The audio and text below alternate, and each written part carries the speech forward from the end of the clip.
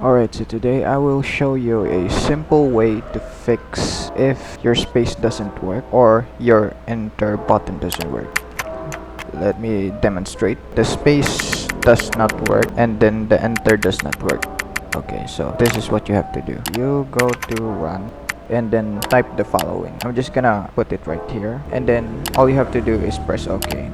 That's it. And now you're going to test it if it works. And as you can see, it works. So bonus tip, if you have any problems with Windows, any bugs on your computers, all you have to do is just go to command prompt and then run as administrator, yes, and then type sfc/scan now.